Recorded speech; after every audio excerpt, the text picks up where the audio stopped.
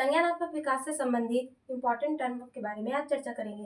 लेव वाइगोत्स्की के संज्ञानात्मक विकास के सिद्धांत को हम सामाजिक सांस्कृतिक विकास का सिद्धांत कहते हैं। चलिए इसमें कुछ अवधारणा है उनके बारे में चर्चा करते हैं।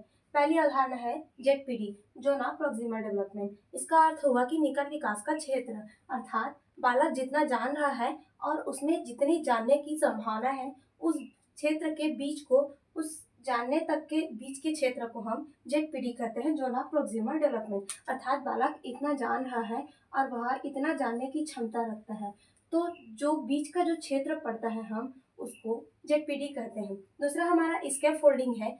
स्कैफोल्डिंग का अर्थ हुआ कि बालक को टेम्पररी रूप से मदद करना, जैसे कि बालक को सीखने में मदद देना। एग्जाम्पल के लिए बालक एक जो है वह लिखना सीख रहा है, तो लिखने के समय जब बालक जो है प्रारंभिक अवस्था में होता है लेखन के, तब हम बालक को मदद के तौर पे उसका हाथ पकड़ के लेटर घुमाना सिखाते हैं या फिर पेन घुमाना सिखाते हैं। तो इस तरह से हमने बालक के जब तक लिखना सीख लेने तक का हम उसे मदद करते हैं। तो यह मदद जो है टेम्पररी होता है। जब बालक पूर्णतः लिखना सीख चुका होता है तब हम उसको मदद करना छोड़ देते हैं। तो इसको फोल्डिंग का अर्थ हुआ कि बालक को कुछ समय के लिए मदद प्रदान करना। तीसरा हमारा है MKO, मोर नॉलेजेबल अदर, अर्थात ऐसा व्यक्ति जो बालक से अधिक जानता है वही उस बालक को स्कैफोल्डिंग करेगा।